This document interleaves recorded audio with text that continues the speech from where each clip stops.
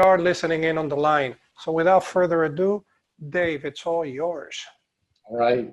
Thanks, Ernesto. And thanks, everybody, for joining. We've got a smaller group, which is nice. That means we may actually be able to get to more questions today. But as Ernesto said, this is a presentation about Scrum Scale. It's a framework built by Dr. Jeff Sutherland, who is one of the co-creators of Scrum. And some of you have heard of Scrum of Scrums before. We'll talk about that. That's actually part of the framework. But Dr. Sutherland has codified it a little bit more and given a little bit more detail in some areas that Ernesto and I are going to talk about. Before we do that, and before we do introductions, we'd like to poll you guys and see what you think. So we hear various things. Some people say, look, Scrum in government is no different than other industries. Others would say, no, it is different, and here are some of the differences. So we wanted to hear from you. So if you could go to, we've got a poll here, if you could go to pollev.com, and when you get there, it'll ask you for a code. You enter Dave W082, and it's going to present this question to you and ask for a response. So again, the instructions are on the screen. We are going to move forward with introductions while you answer, but we really would appreciate hearing what you have to say. So if you could go in there, I will tell you as I move to the next screen, we do have the instructions at the top of the screen. So if you've forgotten it, you have to take a picture, don't worry, the poll will remain open for a few minutes. So what do you think? Is implementing Scrum in government any different? Let us know. Here we'll move forward. And again, you can see right here at the top, if you didn't get that, the poll EV information is up at the top here, and you can also text to it. All right, Ernesto, you want to start with a quick intro and then we'll go? Sure thing. I was actually pinging the rest of the group so that they can find their chat on Zoom just by saying hello and asking to please post your questions in the chat room. But the group is small enough where we might be able to unmute the lines and also have a more interactive conversation as well later. Thank you, Dave, and thank you for giving me the opportunity to present and for joining us into this meetup. Here we try to cover a broad range of topics, including Scrum, anything Agile, as well as scaling. In today's session, it relating to government. It's a real pleasure to have you. I'm the president of Agile Genesis. We are a consulting and training company, and I've had exposure to Agile in many levels, including the team level, the enterprise level, and wore many hats all throughout. I focused on online collaboration when it comes to distributed teams, and that's also given me the opportunity to rank up on the delivery of these via online training, which today has become quite a hot topic. So enough for me. We want to hear from you, Dave, so I'm going to pass it back to you. Great. Awesome. Thanks, Ernesto. So you see a little bit about me, like Ernesto, about 25 to 30 years experience in the industry. My focus, at least for about the last 25 years, has been on large system integration projects, both COTS and custom, commercial off the shelf and custom. And the last 20 plus has only been in US government. So this is a passion of mine. Because our tax dollars are at work. So one of the things I'm real big on it, and part of the reason, the driver for Ernesto and I doing some classes that we'll talk about at the end, is that we hate to see people make the same mistakes over. And unfortunately, with Agile, with Scrum, with Scale Agile, it happens quite a bit. So my hope is, if nothing else, you leave this with a few nuggets that you can take with you to help prevent some of those preventable failures. And yeah, I think you're lucky here. You've got both Ernesto and I. For those of you who don't know, Dr. Sutherland created or co-created Scrum. He has certified both of us to teach, and he's one of the original signers of the Agile Manifesto. So that was a huge, exciting point in my career, getting him to certify me to teach, hopefully for Ernesto as well. I'm sure it was. So I think that's all we got for intro. So why don't we go back and see how the polling went. All right, let's look at this. So Ernesto, we've got a couple responses here. more oversight and levels of bureaucracy. So we've got the gamut here, really. Some people said, look, we've got more bureaucracy, which I think is a fair statement. And then we've got the other end of the spectrum that you and I have talked about, where some people feel it's not that different, right? There's very little that we see in government that in the private sector, we don't see to some degree as well. So I think that shows, if nothing else, sort of the diversity of opinions, even if it's only a couple here. All right. So why don't we keep moving forward? And we're going to start with this. One of the things with any framework, and I think Dr. Sutherland has been really good at this with Scrum at Scale, is we know we can only make so many changes, right? Especially when we're working at big projects. There have to be some focus areas. So that's one of the things I'd like to start with talking about is a lot of these things are not huge in and of themselves. But if we do them all, they've got a ton of leverage. They can produce tremendous results. So that's part of what Scrum at Scale is designed for, to show you, and Ernesto is going to go through some of the framework later, to show you, look, here are areas that based on thousands of projects, people have found have a lot of leverage. So as you go through, think a little bit about that, and we'll talk through it as we go. We're sometimes asked, why am I scaling in the first place? There's a big movement in the Agile industry to talk about descale, right? We don't want to scale when we don't have to. But there are some cases, and I saw at least one other person on the line that I know who worked on some of these big projects with me, that, look, it's huge. Maybe it's an enterprise resource planning project, like an SAP project, for those of you who know that in COD software, or it's just something else really big. And we're going to show you some examples of those where the reality is people believe one team can't get it. That's when we look at scaling to multiple teams and trying to build products that we coordinate effectively across. Oops. It's working. So we want to give some credence though to some of the people who talk about descaling, right? Scaling is not always the answer. So one of the things that we see quite a bit is people just throwing more bodies at the problem, especially when things get big. Oh, we need 100 people, we need 200 people. You might, but before you go there, this is a quote from Steve Jobs, who obviously knows a little bit about building from something small to something large.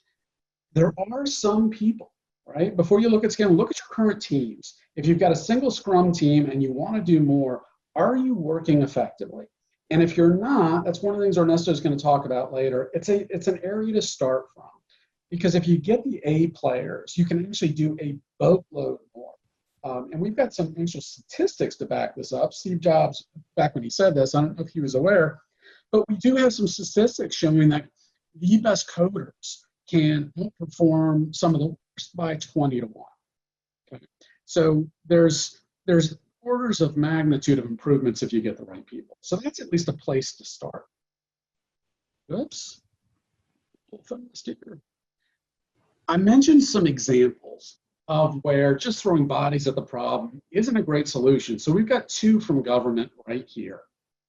Healthcare.gov, most people are familiar with. Some of you may know the statistics, some don't. Almost $320 million in 2 years were spent, a few hundred people, right? And these are good contractors. There was a great solicitation process, competition. It wasn't just they took 200 people off the street. And, you know, I think there was general agreement when they launched it. Basically, it was a failure. They could not scale. They couldn't handle even low volumes. And after it happened, they said, what do we do? And they went to private sector and they descaled. They found these were not the only people involved. They get a sort of an outsized credit with fixing it. But about 10 people were credited with sitting down. They got a house together, right? They co-located. And essentially, they brought the best of the private sector for several months, got it fixed enough where it could work. And then obviously it went in from there. And this is actually part of, I think, what drove the foundation of the U.S. digital services 18 months later. So the other one was FBI Sentinel. This one even worse in some ways. $520 million spent taxpayer money over 7 years. These were 2 different attempts. They literally failed twice. And when I mean failed, we'll look at some other statistics later. I don't just mean they delivered less than they expected. What that means is they spent tens of millions, in this case, hundreds of millions. They delivered no working software in production. That's a big issue. They had 3 people, again, highly qualified people. They descaled to fix it. They fixed it with about 55 people. So still obviously much bigger than Helter but sometimes, again, throwing more people at the problem doesn't make it better. It makes it worse. Ernesto? Thank you for that, Dave. And I also realize that as we go, we're going to be talking about Agile quite a bit, Scrum, and Scrum at Scale. So just to get a feel for the level of experience in the room or exposure, if you can give me a thumbs up if you have some experience with Scrum at Scale, or maybe a no if you don't, right on your participant window. I'm just going to put mine up there so that you can see me choosing yes. You could also choose no, or you could do a thumbs up and a thumbs down. If you would just give us some kind of indication. Also, if you can't find that, it's very easy to just say yes, right, on the chat. Let us get a feel for your level of Scrum at Scale and Scrum in general. So no Scrum at Scale, thank you for that, Joss. And yes for SAFe. So you have some experience scaling SAFe, but haven't experienced Scrum at Scale. Great. We've got Slava, who's SAFe, got some exposure to SAFe, but not with Scrum at Scale. Great, great. So we're starting to see a small pattern here. No SAFe, yes Scrum at Scale. That's a reverse from Steve. Thank you, Steve. And then we've got Joel with SAFe, Scrum, and also Scrum at Scale. Hey, Joel, good to see you, by the way. Great to see your name here. And then no SAS. Very, very good. Thank you. Thank you. So the room is pretty wide in terms of the different exposures. And that's a good thing, right? Because we're going to talk about the concepts, and then we're going to bring that back to how Scrum at Scale actually implements some scalabilities that adapt well to the public sector, right? And as we compare Agile, keep in mind that Agile is the umbrella term, and then we have Scrum as a framework underneath that, or Scrum at Scale, or SAFe as scaling frameworks. We compare it to some of the more traditional frameworks, and that being waterfall. And what we're looking at, it's actually a very interesting graph. We're all familiar with the concept that Agile projects tend to be, in general, more successful than waterfall projects. But what if I told you that as you scale, that margin is actually shrinking? That in a small project, you almost have a 3-to-1 success rate in terms of the percentage that self-assess as having had a successful project. And as you have a medium project, that also increases. In fact, is slightly higher.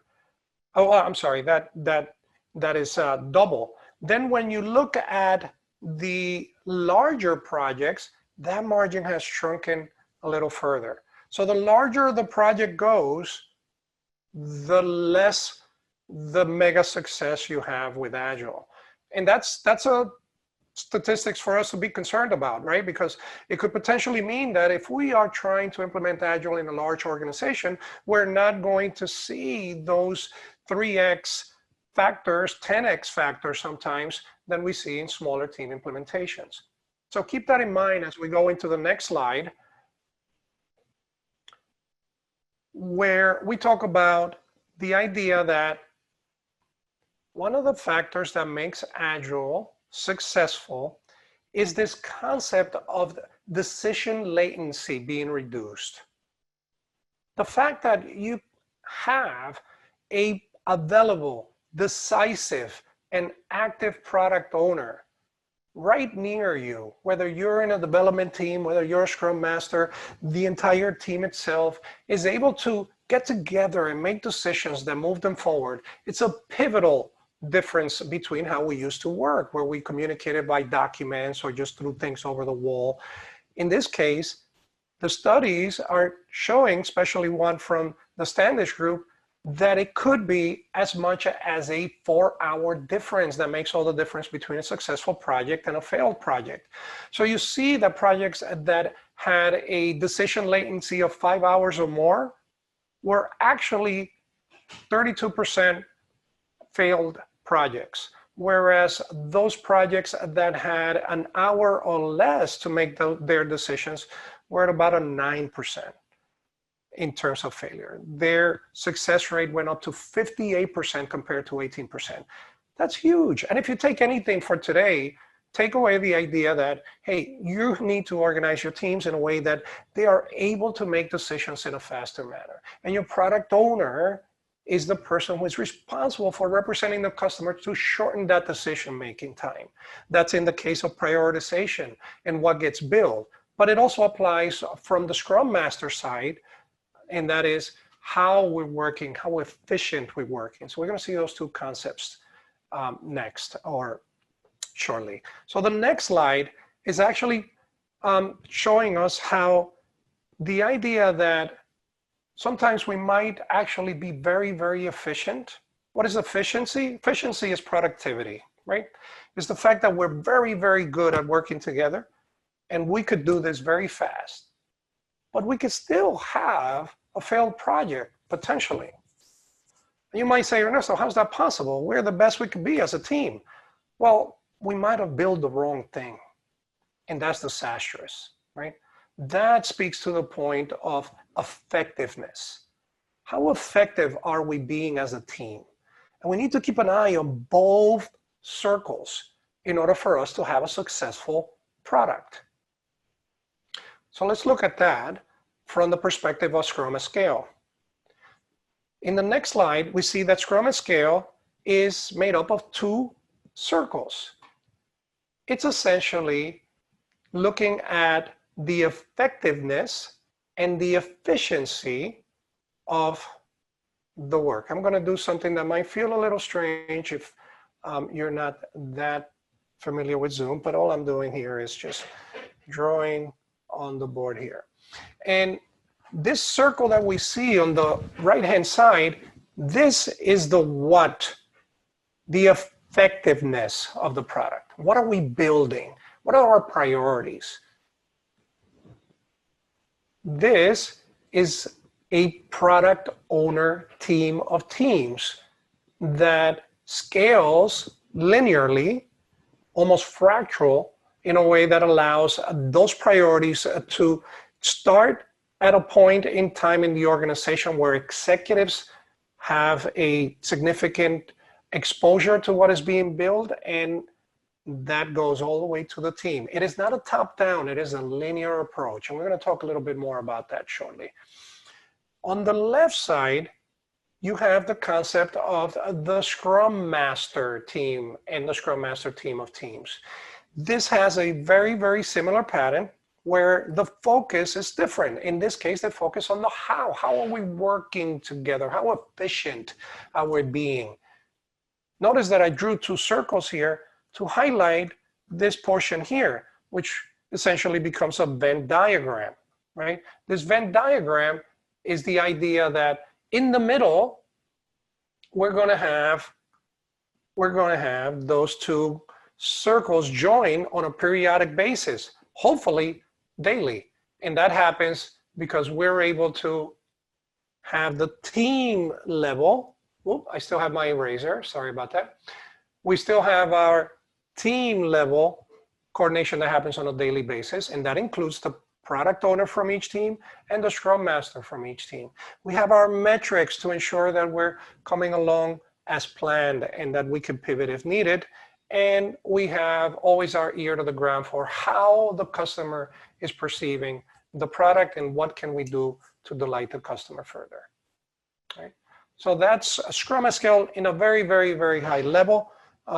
Key takeaway here, two circles that come together in event form to allow us to coordinate on a daily basis the efficiency and effectiveness of the product. Right? So Dave, let's go to the next slide, please. And you can see that it leads to rabbit ears at top. No, I'm just kidding. So let me clear that. And let's talk about how this happens. So with Scrum Scale, you have this triad, this trifecta of the team, the executive meta Scrum. This is the PO cycle. Whenever you see meta Scrum, we're talking PO. And you have the executive action team. This is the Scrum Master cycle, right? So one is the what, the other one is the how, right? Now you're experts at this, right? And then of course, everything starts and ends with the team. So when we put these two together, if we go to the next slide,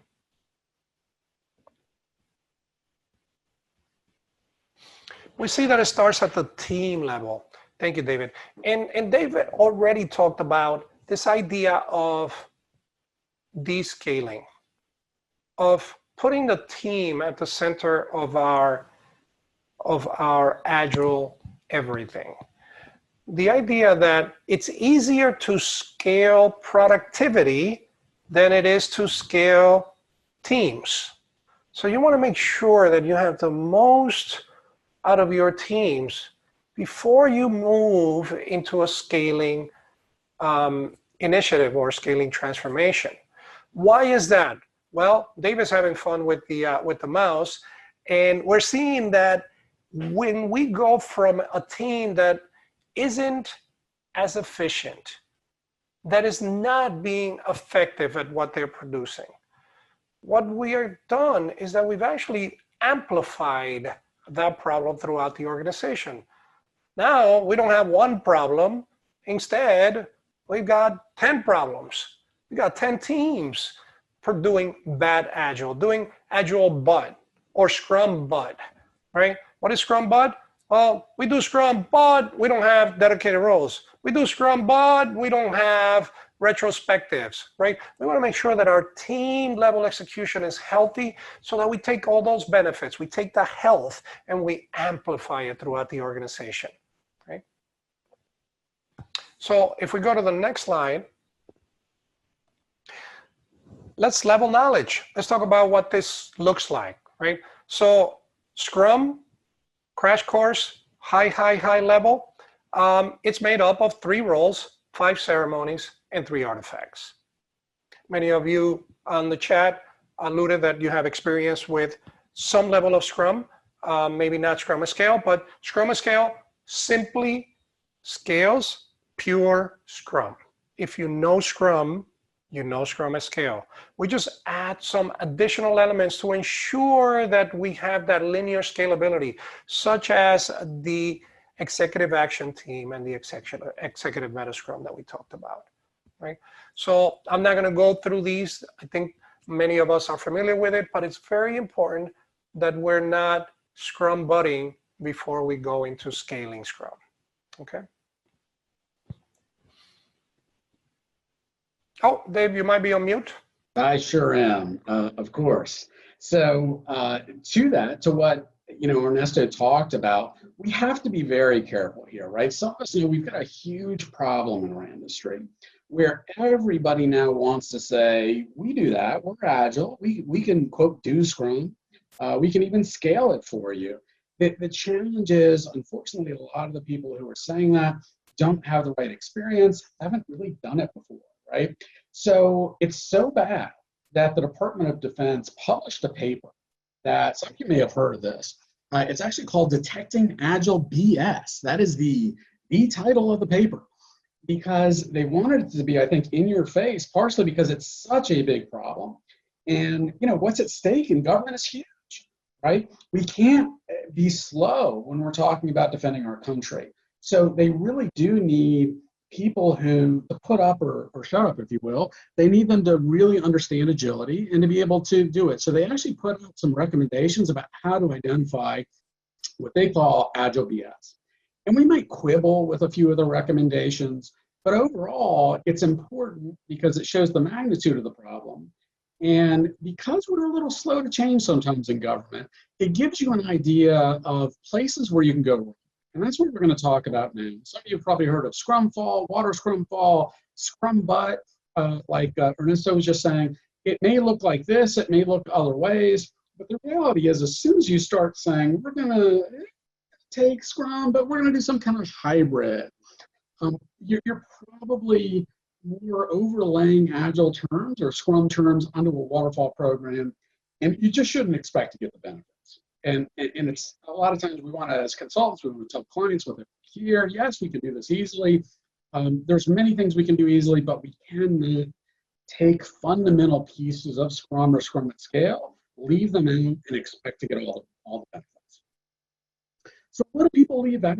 Well, here's a few examples that we see in lots of places. One is unqualified or part-time Scrum Masters or product owners. We get lots of people now, they go to a 2-day Scrum Master training or 2-day product owner training, and they think they're ready to go. You know, and look, it's a starting point, don't get me wrong, but if you haven't acted in those roles for some time, you're not going to get the most high-performing teams. Real system users and the government, a lot of times, it's unfortunate, but we don't really like to involve users in things. We want things to be perfect before we get to them. We have these big waterfalls with user acceptance testing at the end, and real users don't get to test it until after that. That's not how we typically do real Scrum. The executives mean well, but maybe they don't really understand what it takes to do Scrum right? So, and then frankly, we in our industry are part of the issue. I already mentioned, you know, coaches or Scrum Masters, consultants who make a lot of promises, but frankly tell people for the, you know, with the best intentions, things that are frankly pushing them in the wrong direction. We'll talk about procurement in a few minutes. It's a special area that I'm really interested in because I think not a whole lot of folks do it well. So we'll come back to that. But one more, testing without realistic data. You know, a lot of times we're pushed to create things. The more realistic, the more production-like we can make anything, the more likely it is we're going to find problems early. And that's absolutely essential in Scrum. Finding problems within the context of the sprint so they can be fixed quickly. Ernesto, back over to you.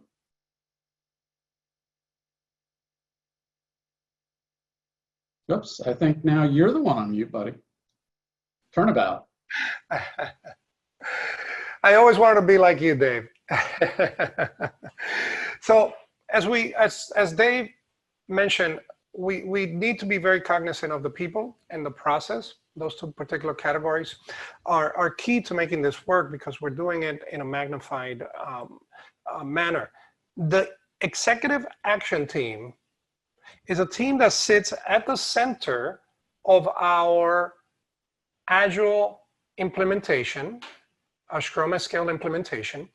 And I mentioned them before, but for purposes of clarifying what they do and what their roles are, let's just go over those real quick, right? So first of all, we're dealing with this circle here. This is the executive action team circle right here in the middle. And this is a group of executive and Scrum team members who are chartered with transforming the organization into an Agile organization. These are the individuals who work constantly observing the metrics, but not obsessing over the metrics, that foster that healthy Scrum that we were talking about, right? They are the Scrum Master on super steroids, if you will. They align communication and they focus on Kaizen, continuous improvement. They have a transformation backlog, this list of things that we're doing on an ongoing basis in order to transform the organization to a scaled Agile organization. And that impediment remover item is also a very, very key element. This is where a lot of organizations fail. This is where a lot of organizations fall asleep at the wheel. When teams are having problems, they need that decision latency reduced. They need someone that is active on solving their problem. Or worse yet, a team of teams may be having an impediment. And now you've got potentially 5 teams having the same problem and no one doing anything about it, or waiting for the executive committee to meet in 2 weeks from now. You saw the statistics as far as the time to make decisions. So we want this to be a very, very active team that meets on a very, very periodic basis, but most of all is attentive to these items, including impediment removal. Okay. On the same manner, or on the flip side, we have the executive meta scrum. And the executive meta scrum is the circle to the right of this, right? This is the circle that focuses on the product owner related priorities. It's this circle here, right? And this circle is essentially working together on a periodic basis to ensure that the vision is clear, well known, and pivoted as needed, that there's actually a priority that represents the effectiveness of the product. Market conditions may change. We all been impacted by that in recent COVID-19 events. And if we had the same set of priorities on our backlog today that we did 6 months ago, maybe it's time for us to think about a process that may work better for us, that is more reactive, that is more agile. That is what the executive meta scrum team does for us. They are on constant attention mode for ensuring that all of the teams are getting the priority that can make the product most effective, or most efficient. I'm sorry, most effective. Just want to make sure you're all awake and calling me out on that, right? So now that we talked about that, let's have a quick poll. When it comes to the Scrum teams, well, I won't say anymore. Let's have a quick poll. If you could go on your browser to pollev.com and enter Dave W082 and let us know how often is your Scrum meeting to coordinate or to discuss any items. If you are on your mobile, you could also just text Dave W082 to 22333 and text your answer. How often does your Scrum meeting occur? Right. Dave, let us know when it might be a good time to get a reading on that. Well, I tell you what, Ernesto, I'm going to go ahead and push forward, and we'll see. We may just see a few things as they come in. So we've got a smaller group, but let's see. So nothing so far. Oh, there we go. So we got weekly, daily, got a few responses. Excellent. So hopefully we'll get a reading from more of you. If you haven't voted yet, please go in. We're very interested in this statistic, or as a general number, how often this is happening in proportions to others. Some of you are on a weekly, others are on a daily. The ones that are on a daily basis, I think we would all agree. Oh, someone just went down. Oh, that's because the weekly went up. Okay, there. I thought someone removed their vote. For those of you that are on a daily basis, I think we could all agree that is a more reactive, that is a more agile way of carrying out and removing your impediments on a regular basis, right? You could react to those impediments much quicker. In fact, it might give you the opportunity to be proactive. So now we are ahead. We actually are starting to see some of those productivity and effectiveness and efficiencies that we've been talking about improving. Those metrics go up by the level of communication, the level of attention that we're paying to both cycles. So with that, we want to present, if we could go to the next slide, we want to present you with the proposition that the Scrum is actually not a meeting, but that is actually a team. In fact, it is a team of teams. The Scrum has responsibilities. The Scrum has accountability. When you make that shift in your organization, you go from a passive status reporting 15 minutes or 30 minutes or an hour, depending on how long yours are. That might be actually a good poll to see how that spreads out as well. But it's actually not a meeting, but an event, but a team of teams.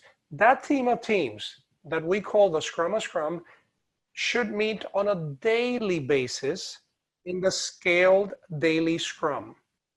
So by meeting daily and in no more than 15 minutes, going through some of the coordination, we then end up with a very, very scalable structure that mimics what we are already doing in a healthy Scrum team, right? So this Scrum of Scrum team, not to read verbatim, but they're responsible for the potential shippable increment that happens at the end of each sprint. The system needs to come together. Someone needs to be responsible for this combination of teamwork. They are also working with the product owner and the chief product owner, and possibly the chief product owner, to come up with the necessary priorities in order to make the product more effectively. Now I say chief product owner and I stop there. I always like going 3C because it makes a 3CPO. And I always like saying that. So if we go to the next slide, we begin to see that the organization can actually synchronize on a daily basis to, in a very, very large organization, by practicing the scaled daily Scrum event. So the scaled daily Scrum is the meeting, whereas the Scrum of Scrum is the team. It's an important distinction because we then begin to place the Scrum of Scrum team as a team that actually delivers, that it's active, that it's proactive, right? And this team meets on a daily basis for 15 minutes, and they mimic the daily Scrum. What did we work on yesterday as a team? What are we gonna work on today as a team? Here comes an important question that you might not be used to executing in your team. What did we learn in the past 24 hours that might help your team? That's a critical item. That's where the Kaizen begins to happen organically, the continuous improvement. And I always like to talk about the impediment as the key element that creates that efficiency that we're looking for, that X factor in the team. So this is where we bring it up. This is where we park it and address it as a team right after the scaled daily Scrum. And if we can't solve it at our level, we then go to the Scrum of Scrum, where they have a very, very similar structure. So you can see how this scales linearly throughout the organization in a way that we just become this machine with flow, but it also has agility with effectiveness and efficiency at the heart of it. Okay. So if we can go to the next slide, we actually see a case study. This one is by Saab Aeronautics. And the reason I like to show this is for two reasons. First of all, the fact that it was for the Gripen E architecture, highly, highly regulated. These guys are building fire jets. This is very, very regulated, very much about not having any quality issues. And of course, it is also time bound. So a lot of times we get the question, and David's going to talk a little more about that as well, and that is, how can we apply Agile in environments that could be restrictive? Hence, here we are talking about Scrum at scale for government. But the interesting part about this view here is how they were able to synchronize the entire organization, 2,500 people, in 1 hour. 1 hour. Imagine what you could do with that. If your entire organization understood your impediment, your previous accomplishments, what you're working on today, and your impediments are being addressed all the way up to your C-level suite, and that includes the team level execution, wow, that's a great place to be in, right? So they were able to do this. Hence, if they did it, I think you have a good chance as well, right? And I would love that, Ernesto. If I could just get my problems up to the CEO every day, I think I could make some progress, right? Jokes aside, they're pretty phenomenal, but this definitely shows how it works at scale. So I think Dr. Sutherland, they've spent a lot of time trying to make this scale in a way that they feel works and still reflects the Scrum values. So thank you, Ernesto. Well, let's talk a little bit about, some of you earlier responding to the survey, talked about whether it's different. And look, I've heard both some great coaches say, yes, I think it's different, or no, I don't think it is. I won't argue either way. I think, in general, the basic types of things, we're still humans. And Scrum is a framework made for humans because we make mistakes, we don't always know what we want. All those things still apply in government. But what I will say is we do have at least some things in government that are a little different than private sector, right? We don't have competition. We don't have, some other Department of Defense that's, vying to build planes, right? We got one Department of Defense, one Department of Homeland Security, one USDA, all those things. So there are some differences. And so I've got three here, and we're going to at least talk briefly about one of them in a little depth, and then we go into more in the class itself. But so we'll start with agile-friendly procurement, because I think one of the things that's clear to a lot of people is procurement in government, there's lots of congressionally mandated rules and regulations. We've got the FAR, Federal Acquisition Regs, TechFAR, on DoD, they've got something similar. So it is highly regulated, and I think we know, compared to private industry, government, it's not unusual for us to take a year, 2 years, even more, unfortunately, to go through a procurement process. And if you hadn't heard that before, then unfortunately I can tell you it is completely true. I've been through a number of those for big programs, and we do unfortunately spend that much time.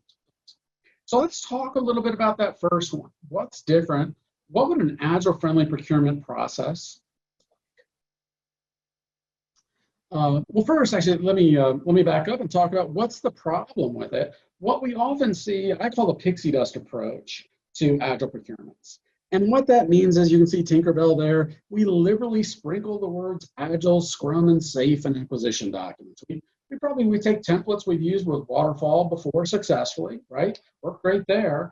And then we just throw in the terms agile. And unfortunately, I think for those of us who do know Scrum and Agile, and I know many of us are on the call, are in that camp, we work differently.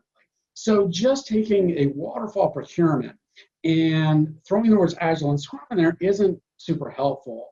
I've seen some of these, maybe you have as well, where people will say, we're going to use Agile and Scrum and Safe.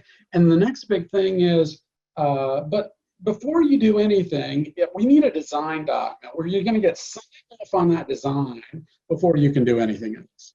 Those are the types of things that, again, that the acquisitions folks, and if you've done this yourself, look, don't fret. A lot of people we haven't trained these folks appropriately.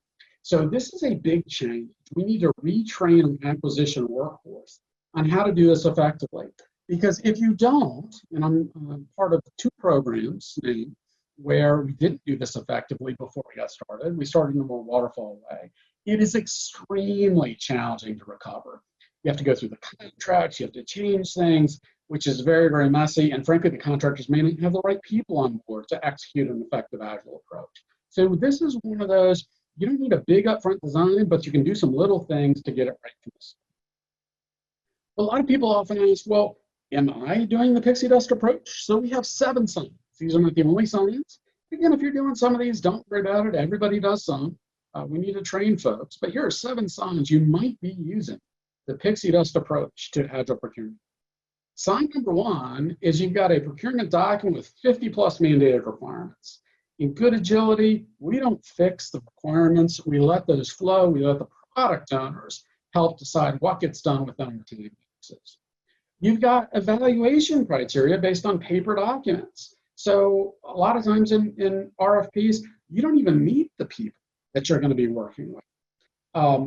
In Agile, we've got a value that talks about the value of a working product over paper documentation, but still, so we have to train folks to use those values in procurement as well. And we'll talk to you about how to do that in just a second, a quick example. A separate testing team. Testing is integrated in good agility and in Scrum. Change requests. We know for those of us from a waterfall background, we used to love our change requests. We do an analysis. You know, it might take us three months to analyze whether or not we should accept the change request, and then we price it out at $250,000. And it probably took us more time to evaluate the change request than it did to actually implement it. So change requests, that's not how we manage scope. Sign-offs. If something's got to go to the program manager to get sign-off, that's probably an issue. We want the product owner to be the sole person responsible. Or, and I've seen this before, and look, I've heard that it's worked some places. I haven't seen it personally, but I've heard that it's worked. Getting a proxy product owner, or asking the vendor to provide a proxy product owner themselves. There are certain functions that are inherently governmental. If you are not allowed to sign off for the government on something, you're not a good product owner. And by definition, contractors are not allowed to sign off on things for the government. So probably not the best fit there. And finally, again, more paper. Are we creating status reports every week to say how we're doing? We know in good Scrum, we don't need a status report because we got working software, right? We should be able to tell by working software if we're doing it. All right. So, so I've said a lot of things. Here's some signs you might not be doing it great, okay? And again, it's okay. A lot of people aren't.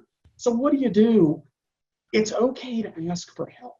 And if you want to ask for contractor help, obviously you can firewall them. They're not allowed to do the integration work. If they help with procurement, perfectly fine. There are lots of very good, independent, qualified Agilists, Agile coaches who've done some acquisition work, some former federal folks as well, I've heard of it. You can get to them through the micro-purchase threshold, $10,000 or less. Or if it's a really big procurement, right, you're doing the whole procurement will be 50 million, 100 million, even 10 million. Maybe you need to use a simplified acquisition threshold, which is, I think, $250,000 for services. You don't have to go through a major procurement to get these folks. You can do a directed award, small business, 8A, something like that. And if you want to go government, there are government organizations as well. U.S. Digital Services, 18F. There's also the DHS Procurement Innovation Lab. I'm not going to tell you that all of them have perfect solutions. I've seen some of what they put out there. I challenge a few of the ways they talk about doing things. But look, if it's a question between you doing it by yourself and you haven't done it 5 or 10 times right before, or engaging one of these folks, please talk to your leadership. It's important. If you've got tens of millions of dollars of taxpayer dollars at risk, if you design it right from the start, you're going to have a much better outcome. The ROI could be tremendous on these kinds of things. $10,000 or $20,000 could save you tens of millions. All right, so that's one way to go about it. But look, let's say you're going to do it yourself. You're a do-it-yourself kind of person. How do I do it? And look, even if you enlist help, here's what I would expect to see in any semi-good Agile procurement. There needs to be some kind of a show me element, right?